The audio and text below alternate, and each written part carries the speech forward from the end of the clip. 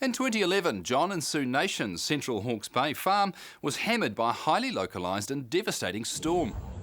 Over a 24-hour period, the Nations experienced a 4.5 earthquake and 530 millimetres of rain. It caused massive floods and slips and forced John and Sue to evacuate the farm. A third-generation farmer, John has lived on this property since 1971. Punawaitai at the moment is about 450 hectares. The majority of it's coastal hill country which dries out in the summer. Sometimes it's wet in the winter. Winter last year was the worst we'd ever had. It was wet as. This winter's been quite different, but we've had the floods. So. Originally it was all coastal was breeding country, in which we were breeding cows and breeding ewes. But in the price fluctuations and downturns we've tried other things. Now we're just finishing fattening cattle. We still haven't completed all our fence repairs. Some fences we've taken out, we've repaired some, but we're having to look at other options. A lot of this hill country is going to have to go into pine trees probably. It's just not going to grow grass. I mean, it's going to be long term before there's full recovery. We'll never get back to the stock carrying capacity that we had before. That's a pretty big slip though we're looking at, eh? Oh, that's huge, eh? Huge. Yuck. Look at the whole hill's just come down. Oh, hell. Jesus. The first month we had to handle people more than stock. We did interviews and assessors and goodness knows what.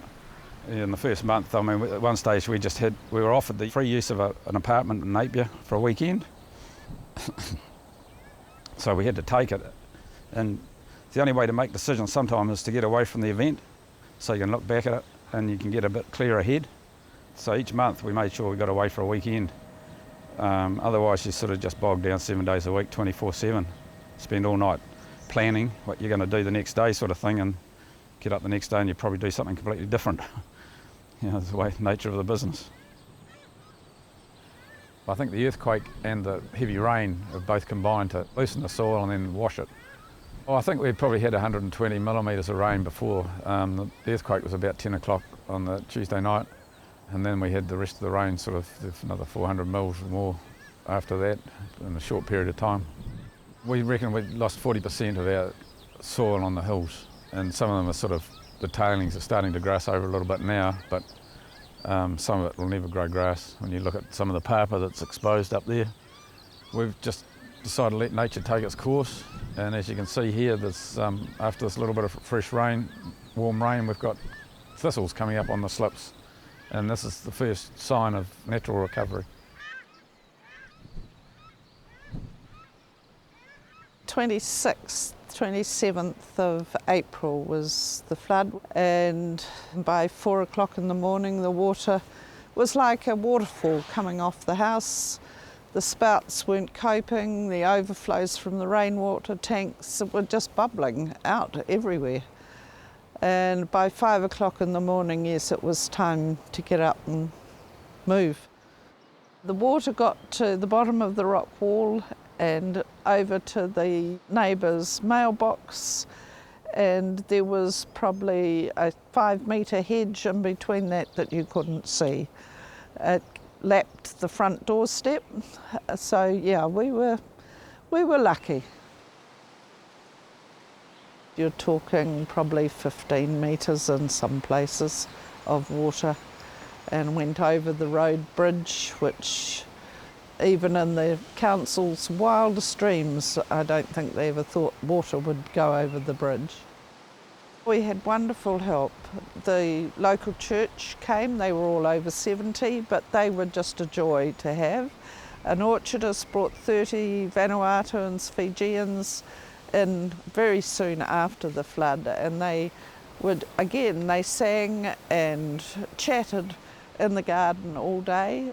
I had 24 Iona girls de-silt the driveway gardens and put my veggie gardens back in for me.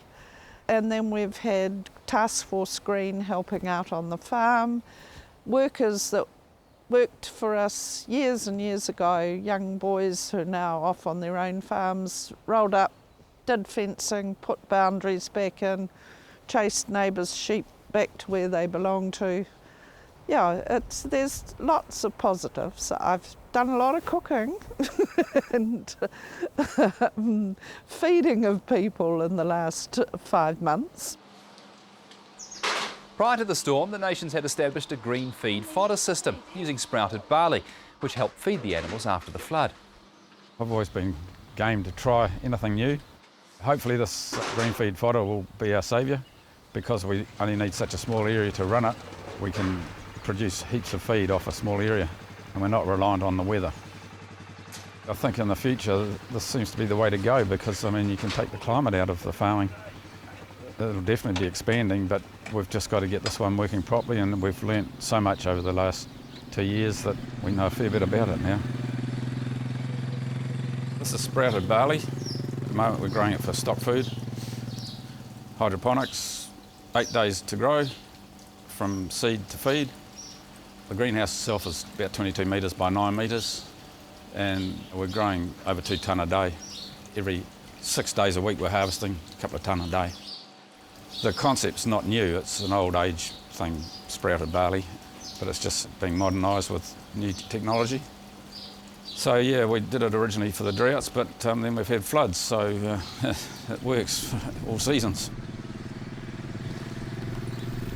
We have had it tested in labs and things as a stock food. The ME, we've had it worked out at about 15. The standard measurements can't cater it for it because it's such an energised food. Yeah, we do call it rocket fuel. We can grow it for under $1 and we sell it for under $1 per kilo. So yeah, it's very competitive.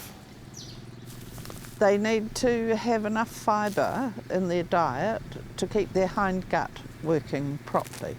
So this has all the nutrients in it, but you've got to have more fibre. So just regular grass, dry or green, or hay or straw is important in the diet. It's not intended as an indoor food. The nations supply sprouted barley to Omakere Angus stud in Hawke's Bay. A couple of years ago we needed another supplement to add to the diet, and we didn't want to go down that bulk feeding program, so basically we feed 15 kilos of it a week to each individual. We're seeing a lot of more muscle definition. We're not covering muscle with fat, we're actually using protein, which is why I believe it's more of a protein source than anything.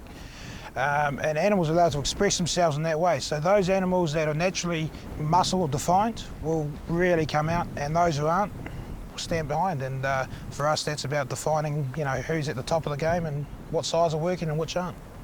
In the last couple of years, we've seen that price of the average auction move up to above 5. So for us, it's a no-brainer.